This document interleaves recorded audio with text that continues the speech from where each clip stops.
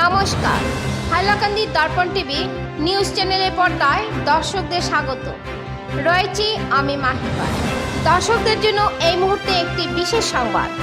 কর্মসূত্রে পুনরায় বহিরাজ্যে গিয়ে যুবকের মৃত্যু।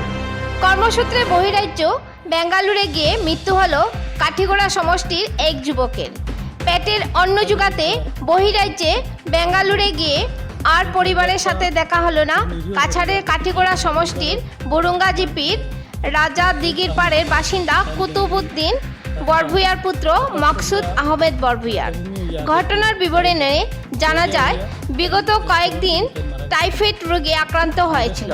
এরপর স্থানীয় স্বাস্থ্যকেন্দ্রে ভর্তি করা হলেও শেষ রক্ষা হয়নি। মাত্র 20 বছর বয়সে মকসুদ আহমেদ বরভূয়ার মৃত্যু ঘটে। তার মৃত্যুর খবর ছড়িয়ে পড়তেই পরিবারের লোকজন কান্নায় ভেঙে পড়েন।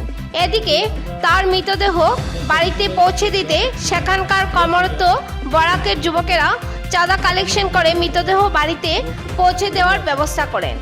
বুধবার বিকেল আনুমানিক 2টায় মকসুদের মরদেহ বাড়িতে পৌঁছা মাত্রই কান্নায় ভেঙে পড়েন পরিবারের লোকজন। তাকে শেষ দেখা দেখতে শত শত ধর্মপ্রাণ মানুষেরা বাড়িতে উপস্থিত হয়ে শেষ শ্রদ্ধা জানান। এদিকে জানাজা শেষে যুব কংগ্রেস নেতা মুসলিম উদ্দিন বরভূয়া ও বিশিষ্ট সমাজসেবক হাজী আফতার উদ্দিন বরভূয়া সংবাদ মাধ্যমে সামনে জানান, পরিবারের একমাত্র উপার্জনকারী ছিল মকসুদ। তার মৃত্যুতে গোটা পরিবার অসহায় হয়ে পড়েছে। পরিবারের জন্য সরকারি সাহায্য দিতে বিধায়ক খলিল উদ্দিন মজুমদার সহ জেলা প্রশাসনের হস্তক্ষেপ কামনা করেন। বিস্তারিত দেখুন খাটিগড়া থেকে পাঠানো আমাদের প্রতিনিধি রূপকনাথের রিপোর্টের মাধ্যমে। পরবর্তী খবর পেতে চোখ রাখুন হাইলাকান্দি দর্পণ টিভির পর্দায় এবং নিত্য নতুন খবর পেতে চ্যানেলটিকে অবশ্যই লাইক ও ফলো করে দেবেন, যাতে সবার আগে খবর আপনাদের কাছে পৌঁছতে পারে। ধন্যবাদ।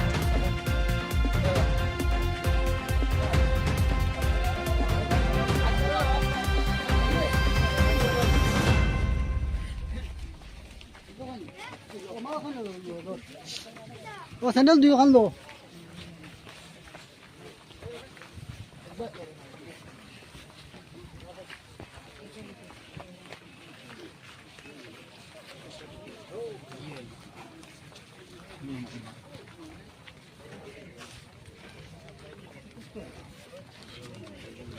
দিঘির পার আমাদের এই পরিবারটা খুব নিরীহ পরিবার, গতিকে এই পরিবারের মকসুদ আহমেদ তাই বেঙ্গলোর থাকতা হঠাৎ করিয়া রক্তবমি হইয়া আগের দিন ডায়রিয়া হইয়া তাই এর পরের দিনও তাই মারা গেছেন হিকান। সঙ্গে সঙ্গে হিকান থেকে যারা বেঙ্গলুরে যারা আমরা লোকাল যারা এখানে থাকে তারা একটা ইউনিয়ন আছে, ইউনিয়নগুলোর সাহায্য সহযোগিতায় ফ্লাইটের মাধ্যমে আজকে আনা হয়েছে। আনিয়া জনাজার নামাজ করিয়া আজকে এখানে মাটি দেওয়া হইব।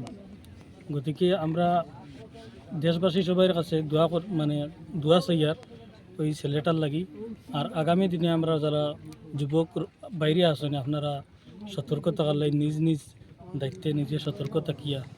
আর এই ছেলের লাগি পরিবারের দিক দিয়ে আর্থিক খুব বেশি দুর্বল। উচিত আসলে সরকারি সহায়তা তারা দেওয়া। আমরা দাবি থাকবো প্রশাসনের কাছে যদি সম্ভব হয়, যেটা সার্কেল অফিস থেকে একটা স্কিম আছে 2 লাখ কত হাজারের মনে হয়, এটা সাহায্য প্রদান করার লাগে।